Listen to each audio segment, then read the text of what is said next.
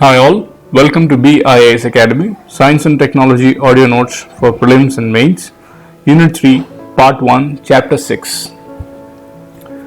The unit is Indian Space Program, Past, Present and Future, ISRO satellites, uses of satellites in health, education, communication, weather forecasting. The topics which we are going to cover under Chapter 6 are cryogenic technology and its applications, development of cryogenic engine in India, significance of PSLV, reusable launch vehicle technology, and then we'll see scramjet, its development and uses, then the differences between ramjet, scramjet and dual mode ramjet, and finally we'll see PSLV C-37 launch. So let's start with our first topic, cryogenics and various applications of cryogenic technology. The technology of producing sub-zero temperatures as well as studying the impacts of sub-zero temperatures on a matter is called cryogenic. The technology of producing sub-zero temperatures as well as studying the impacts of sub-zero temperatures on matter, impact of sub-zero temperatures on matter and producing sub-zero temperatures is called cryogenics. Even though the temperatures below 0 degrees centigrade can be classified as cryogenic temperature, the consensus among the scientists indicated that temperatures between minus 150 degrees Celsius and to minus 273 degrees Celsius are cryogenic temperatures. What are the cryogenic temperatures? Between minus 150 degrees Celsius to minus 273 degrees Celsius. So let's look at the applications of cryogenics. Cryogenics has tremendous applications in the areas of defense, space, medicine, energy, biodiversity conservation. The liquefied gases at cryogenic temperature are found to have very high thermal conductivity. They are found to have very high thermal conductivity. For example, liquid helium at cryogenic temperatures has many times more thermal conductivity than copper and silver. Some materials become superconductive at cryogenic temperatures and lose all resistance to current flow. Scientists develop a special instrument called cryoprobe, CRYOPROBE, which subjects the tumors to cryo temperatures and removes them very easily. Okay, cryoprobe subjects the tumors to the cryo temperatures and removes them very easily. Cryogenics increasingly being used in food processing. The food material subjected to liquid hydrogen at minus 196 degrees freeze quickly and also have a longer shelf life. So the food material which is subjected to a liquid nitrogen which is at 196 degrees Celsius, minus 196 degrees Celsius, they freeze quickly and also have a longer shelf life. The biological specimens, especially like sperms, pollen grains, ovules, eggs and even cells, tissues of endangered species can be preserved in liquid nitrogen. Okay, you can preserve in liquid nitrogen. Thus, cryogenic technology also helps in biodiversity conservation. Okay. Cryogenic engines in space rockets and missiles increase the efficiency of delivery of satellite and warheads respectively. So they increase the efficiency of delivery of satellite and warheads. A cryogenic engine uses cryofluids as a fuel and oxidizer. The cryogenic engines have highly mass flow and that's why they generate sufficient thrust. Thus, the development and use of cryogenics is very important to move ahead in many areas of modern technology. So let's recap the applications. They are used in defense, space, medicine, energy, biodiversity conservation. So what is used? What are the temperatures for cryogenics? Minus 150 to minus 150 degrees Celsius to minus 273 degrees, to be precise minus 273.15 minus 273.15 degrees Celsius is the range of cryogenics. Okay. For example, liquid helium is used at cryogenic temperature. Okay, the materials become superconductive at cryogenic temperatures and they lose all resistance to current flow. Okay, cryoprobe is used to remove tumors. Next is food processing. They improve the longer shelf life and they also help in biodiversity conservation because the species, pollen grain, sperms, ovules, eggs, cells and tissues of endangered species can be preserved in liquid nitrogen. And also they are used in Cryogenic engines in space rockets and missiles increase the efficiency of delivery of satellite and warheads. Okay. Okay, let's go to the next topic. Development of cryogenic engine in India. The cryogenic engine is third stage of GSLV rocket. As we have discussed earlier, it's the third stage of GSLV rocket. In the beginning, India could not develop its own cryogenic engine. It has borrowed from Russia. India thought of procuring cryogenic engines from other countries as it failed in developing an indigenous cryogenic engine. After USA and France were not in favor of transferring the technology or sale of cryogenic engine, the Soviet Union's Glav Cosmos offered India the cryogenic technology in 1990. 8 Indian scientists, if you see this, the then USA and France in 1990 did not help in development of cryogenic technology, but Russia favored us by providing that technology. 8 Indian scientists were sent to Moscow to work along with Russian scientists for 15 months. After the deal was signed, US pressurized India to sign missile technology control regime, as America felt that India could use cryogenic technology in missile program. Eventually in 1993, Glav Cosmos backed out of the deal. In the other negotiated deal, Russia decided to provide cryogenic engines to India rather than transfer of technology. So Russia has also changed their stand. They stopped training us and they said we will sell the technology. Okay. In the year 1996, ISRO started Cryogenic Upper Stage Project, that is CUSP, with the objective of developing indigenous cryogenic engine. Is the ISRO Propulsion Complex. Where is it? Mahendragiri, Tamil Nadu. The ISRO Propulsion Complex succeeded in developing a functional indigenous cryogenic engine. The first testing of cryogenic engine was carried out on board GSLV D3 in April 15, 2010, but it was a failure.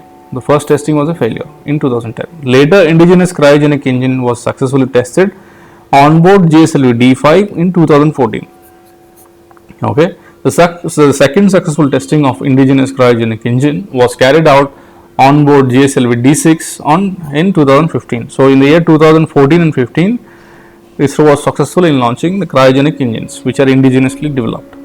The first operational flight, that is GSLV Mark II or GSLV F5, also successfully used indigenous cryogenic engine.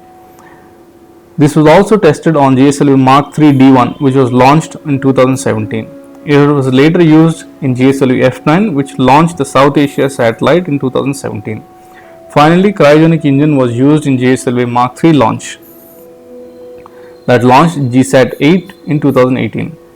It was also again successfully tested in GSLV Mark III D2 in November 2018 and Mark III M1 in 2019. With this, India joined the club of select countries that have indigenously developed cryogenic engine. Okay, now let's look at the significance of PSLV in Indian space program. The Polar Satellite Launch Vehicle is one of the very few highly successful rockets in the world. Okay, PSLV proved itself time and again as a real workhorse of ISRO. So, if they ask you the real workhorse of ISRO, what is it? It is PSLV. ISRO initiated the PSLV program in the year 1982. The first developmental launch of PSLV, that is PSLV D1, was a failure, but ISRO rectified the technical issues and successfully conducted the next 2 developmental launches. The first operational launch of PSLV C1 was successful, which placed the IRS-1D satellite into the orbit in the year 1996. Later, ISRO successfully launched or conducted all the remaining PSLV launches till C42 with an exception of C39.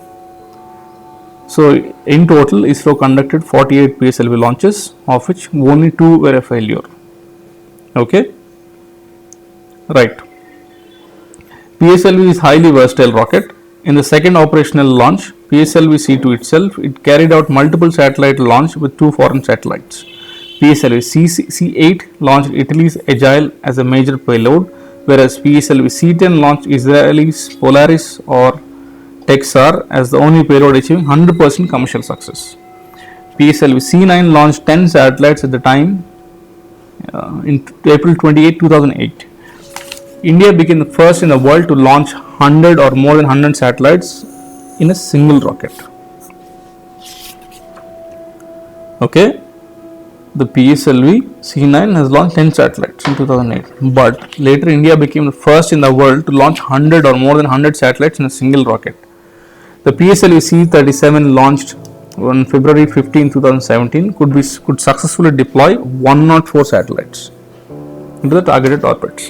Which one launched 104 satellites? PSLV C37. Polar Satellite Launch Vehicle C37 launched 104 satellites into the orbits in the year 2017.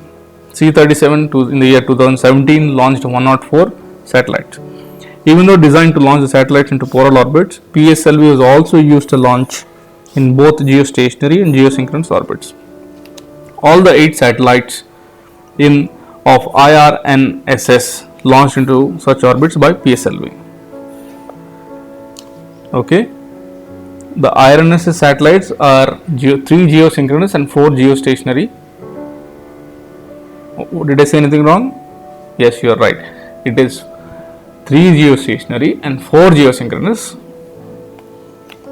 satellites. So these are geostationary and geosynchronous satellites. Did India use GSLV or PSLV? No.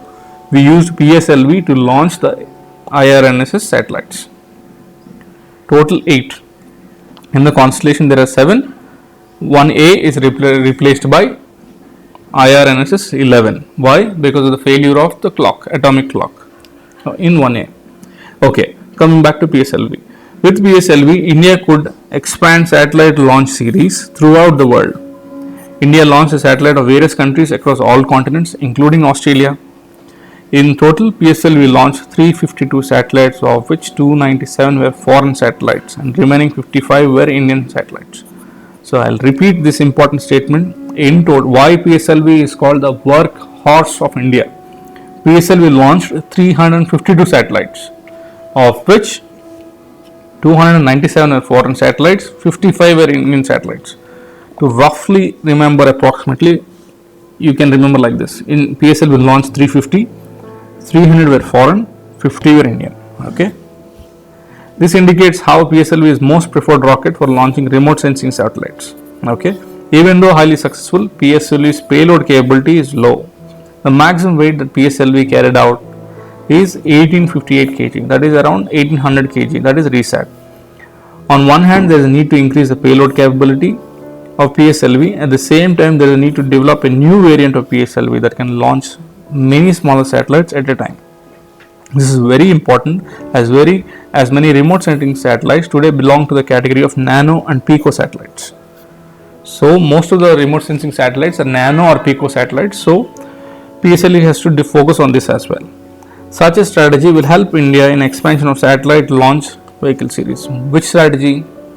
Enabling PSLV to launch heavyweight payloads plus at the same time launching nano and pico satellites, more nano and pico satellites as well. Okay. Now let's go to the next topic. It is important, that is reusable launch vehicle technology demonstrator. We will study the experiment conducted by ISRO. The rocket development of any country cannot be complete without the full-fledged re-entry technology. Re-entry technology in space rocket enables in the development of viable reusable launch vehicle. The reusable launch vehicle will reduce the cost of launching the satellites. The Indian rockets PSLV, GSLV are not capable of re-entering the Earth's atmosphere once they deploy a satellite into the targeted orbit. The Indian rockets PSLV and GSLV are not capable of entering the Earth's atmosphere once they deploy a satellite into the target orbit.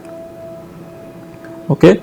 Hence, India requires a reusable launch vehicle, making satellite launch more cost effective and grab a major share of multi-billion satellite launch industry at international level. Taking into account such benefits associated with re-entry technology, India started reusable launch vehicle program. As a part of its efforts to develop a viable reusable launch vehicle, ISRO has successfully tested hypersonic return flight and autonomous landing on May 23, 2016. The reusable launch vehicle can be developed only after gaining expertise in the areas of hypersonic flight, return flight, autonomous landing, and even scramjet propulsion. Okay, so let's look at reusable launch vehicle technology demonstrator. On May 23rd, 2016, ISRO successfully tested hypersonic return flight and an autonomous landing mechanism using RLV technology. RLV is reusable launch vehicle technology demonstrator. Okay, in 2016, it tested hypersonic return flight and autonomous landing mechanism. It was tested using a booster rocket. After reaching a height of 56 kilometers, the booster rocket launched RLV-TD into the air, from where it went up to 9 km. After that, it started return flight with a hypersonic speed. In return flight, ISRO successfully guided the RLV-TD using special navigation and control system. Later, RLV-TD successfully carried out launching in a target area in the Bay of Bengal. The total flight of RLV-TD is 12.8 minutes. ISRO successfully developed the other related technologies, then an operation RLV is possible in the next 15 years. Okay. So I'll repeat this. So re-entry technology in space rocket enables in the development of viable, reusable launch vehicle. So India has tested in 2016. It tested what? Hypersonic return flight and an autonomous landing mechanism. Through what? Through reusable launch vehicle technology demonstrator. Okay. It was testing using a booster rocket. The booster rocket reached a height of 56 km, and the booster rocket launched the RLV-TD, that is technology demonstrator, into the air, from where it went up to 9 km. After that, it started its return flight with hypersonic speed. ISRO successfully guided this RLV-TD using special navigation and control system, and this was successful, and the total flight time was 12.8 minutes.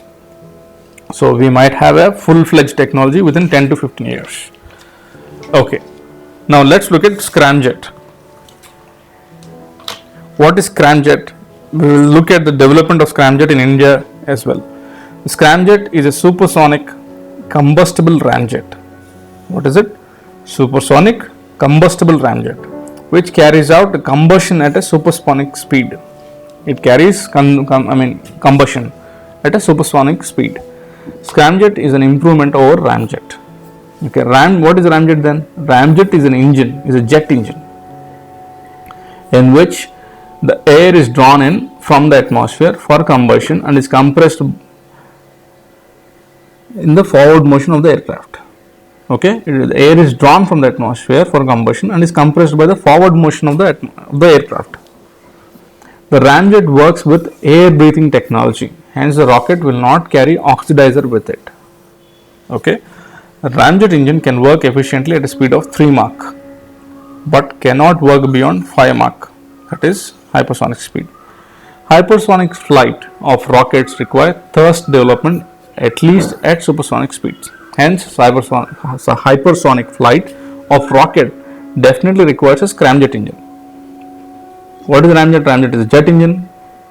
It runs on a air breathable model. It draws air from the atmosphere for combustion and is compressed by the forward motion of the aircraft. It works at a speed of 3 Mach and it cannot work beyond 5 Mach. 5 Mach is a hypersonic speed. So we need to develop hypersonic flights, hypersonic rockets Okay. Let's look at development of scramjet engine in India. To develop a reusable launch vehicle, definitely India needs a scramjet engine. You see how everything is interrelated. To develop a reusable launch vehicle, we need to develop a scramjet engine. ISRO had been developing scramjet engine for a while and has successfully tested in 2016. Okay, the scramjet engine testing was carried out using Advanced Technology Vehicle, which is called ATV. The ATV weighed around 3,277 kgs at liftoff. The Advanced Technology Vehicle, that is ATV launch, included 3 stages. First stage is booster rocket of ATV was ignited, which took off the vehicle into the 7 km height. The second stage is solid stage was ignited, which took the rocket into 26 Mach speed. And the third, 2 scramjet engines in third stage were tested for 5 seconds successfully. They tested for 5 seconds. The scramjet engine uses liquid hydrogen as a propellant and oxygen of the air as an oxidizer. The scramjet engine uses liquid hydrogen as a propellant and oxygen of air as an oxidizer. The successful testing of scramjet enabled ISRO to even achieve designing hypersonic engine as well as supersonic combustion. So what are the uses of the scramjet engine? Scramjet will be able to help us to develop faster space and intercontinental transportation system apart from using it in RLV-TD. In future, we will be traveling within continents at a faster speed. Using what? Using the scramjet engine. Okay. For example, such transportation will help in reaching Sydney from London in just 2 hours. In 2 hours, we might travel from Sydney to London or London to Sydney. Okay. Where is Sydney? Australia. Right. Is Sydney the capital of Australia? You reply me in the comments below. Okay. Scramjet will be used in BrahMos 2 missile, which is a new generation cruise missile. Which one? BrahMos 2 is a new generation cruise missile being jointly developed by India and Russia that will be moving at a hypersonic speed. Okay, let's look at the differences between the ramjet, scramjet and a dual mode ramjet.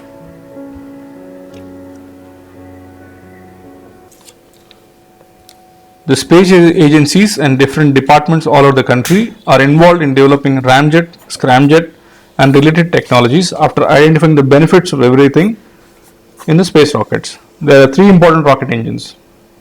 One is ramjet, scramjet and dual mode ramjet. These are rocket engines. Ramjet technology carries out combustion of the fuel at subsonic speeds, resulting in supersonic speed of the missile or the speed of space rocket. The ramjet engine works efficiently at supersonic speed of 3 Mach but decelerates with reduced fuel cell efficiency at 5 Mach speed. So we have developed scramjet. The scramjet is an innovation and improvement of ramjet, in which the combustion chamber is specially designed to operate with supersonic airflow resulting in hypersonic speed. Hence it is called supersonic combustion ramjet. After that, we will see dual mode ramjet. The ramjet engine that turns as scramjet between 4 to 8 Mach is called dual mode ramjet. Such an engine works efficiently and performs both subsonic and supersonic combustion. Okay, now let's look at PSLV C-37. ISRO created history by launching more than 100 satellites through single rocket, that is PSLV C-37.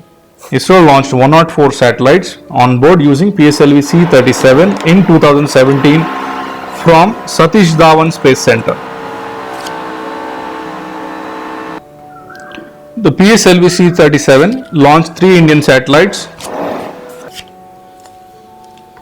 and 101 foreign satellites. That is in total 104 satellites. So of which 3 are Indian satellites and 101 are foreign satellites.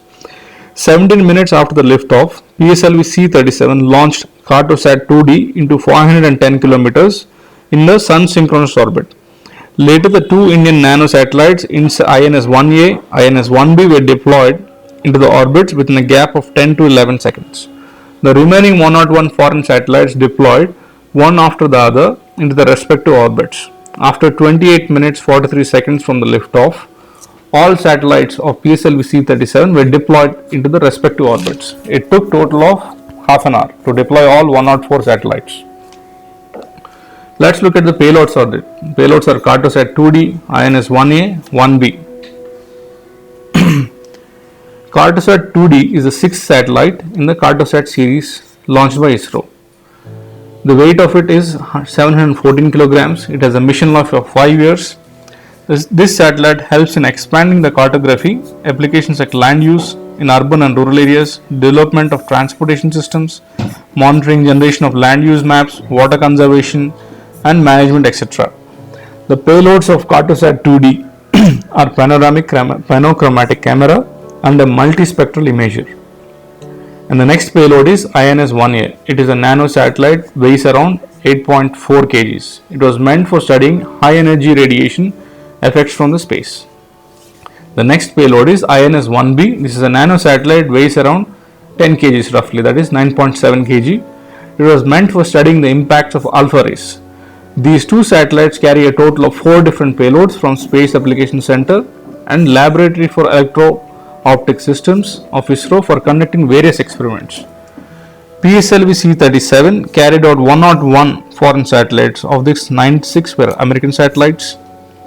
They include 88 Dove satellites, which are used for remote sensing. These are nano satellites. The remaining 8 American satellites were Lemur satellites, meant for meteorological services and navigation of ships. The additional 5 foreign satellites are from Netherlands, Israel, UAE and Switzerland. So it is Peace from Netherlands, Biji USAAT from Israel, Al Farabi from Kazakhstan, Nayafi from UAE, Dido from Switzerland. The total weight of all these satellites carried on board of PSLV C-37 was about 137 kgs. Roughly you can remember 1350 kg. Before CSLV C-37 launch, it was only Russia which launched a maximum number of satellites, those are 37. So PSLV C-37 launched 104 satellites in the year 2017. Okay. With this, we'll end our today's class. Thank you for listening. If you have any queries, you can mail to biasacademy@gmail.com.